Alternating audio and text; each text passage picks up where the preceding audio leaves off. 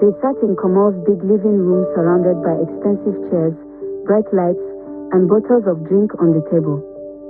5 years earlier they had dreamed of this life. Now the room felt like a We need to leave maybe now. we should. Sadiq had no answer. Kamal rubbed his face and leaned back. The priest said the ritual must continue. If we Sadiq's eyes were red with fear. But our mothers, he whispered. The words refused to come out. The silence between them became heavy until Kamal finally said the thing both of them were afraid to say. There is another way. Sadiq looked up slowly. Kamal's eyes were dark. Our friend. The room became completely quiet. They both knew the name without saying it. Elia. The only one who had refused to join them. The only one who had warned them from the beginning. Sadiq covered his face. That is our brother. Kamal answered with a cold voice. If we don't choose him, we lose our mothers. Those words broke something inside both of them. But fear is stronger than guilt when darkness has taken hold of a man's life. The next day they drove to Elia's house. His home had not changed in 5 years. The same small house stood quietly in the compound. The same calm atmosphere surrounded the place. The same peace rested there like a blanket over the land. Elia came outside when he heard the car. He looked at them carefully without speaking. Kamal forced a smile. We came to apologize. Sadiq quickly added, we were wrong, we should have listened to you. Elia studied their faces for a long moment, then he opened the door. Come inside. They entered the small house and sat down. Decorations. Just simple chairs, a small table, and a Bible resting quietly on top of it. Yet something powerful filled the room. Peace. The kind of peace money cannot buy.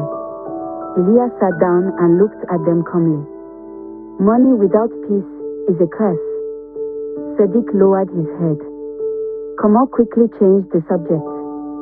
Brother, come with us tonight. Elia looked at him carefully. Where? Kamal answered quietly. To pray. Elia nodded slowly and agreed. But that night before leaving his house, Elia prayed longer than usual. Something inside his heart felt uneasy, but he still trusted God and followed them into no laughter, no conversation. Soon the road turned toward the forest. The trees became thicker around them. When they arrived near the old shrine, Elia suddenly stopped walking. His eyes widened slowly. He recognized the place. He turned and looked at his friends. You brought me here. Sadiq began to cry. The demon wants our mothers. Elia's face became heavy with sadness. So you brought me instead. Neither Kamal nor Sadiq could look into his eyes. They led him down into the underground shrine. The court priest was already waiting. Candles burned along the stone walls. Shadows moved strangely across the room. The air felt heavy, like something unseen was breathing around them. The priest spoke slowly. Bring the sacrifice forward. Kamal grabbed Elia's arm, but Elia did not fight. He simply looked at them with deep sadness. After all these years, this is how our friendship ends. Sadiq fell to his knees crying loudly. I'm sorry. I'm sorry. The priest raised the ritual knife. Spirits of the ancient veil, I summon you now. Awaken and witness this Elia sacred closed rite. his eyes and began to pray. My life will save them. Let your will be done. Suddenly the candles began to shake violently. A strong wind rushed through the shrine. The ground trembled beneath their feet. You cannot break this covenant. But the light only grew stronger. Kamal fell to the ground covering his face. Sadiq screamed in fear. The shrine became silent. Slowly the light faded. Sadiq held him and cried like a child. Brother, please don't die. Elia smiled faintly. You were never my enemies, he whispered. Just lost. Tears rolled down Kamal's face. Then his eyes slowly closed. The room became quiet again. The next morning, the village woke up to terrible news. Elijah was gone. But something strange began to happen. The wealth of Kamal and Sadiq started to disappear little by little. Their cars stopped working. Their houses became empty. The money that came from darkness slowly returned to darkness. For the first time in many years, the two men walked into the village church. Not as rich men, not as proud men, but as broken men. From that day, the elders of the village began to tell the story of Elijah to young people chasing quick money and power.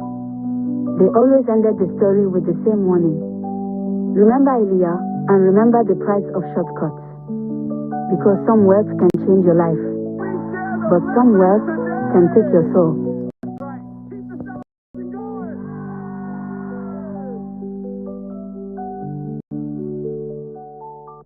Some people say the worst night in a man's life is the night he loses everything. But they are wrong. The worst night is the night a man must choose who to lose. That night Kamal and Sadiq did not sleep. The demon's voice still echoed in their ears. Your mother's or another pure soul. They sat in Kamal's big living room surrounded by expensive chairs, bright lights, and bottles of drink on the table. 5 years earlier they had dreamed of this life. Now the room felt like a prison. Sadiq finally spoke, his voice shaking. Bad. We need to leave Maybe now. we should run away. It's too risky. They'll find us. Kamal looked at Staying him is worse. slowly and asked, run where? Sadiq had no answer. Kamal rubbed his face and leaned back. The priest said the ritual must continue. If we refuse, the demon will destroy us. Sadiq's eyes were red with fear.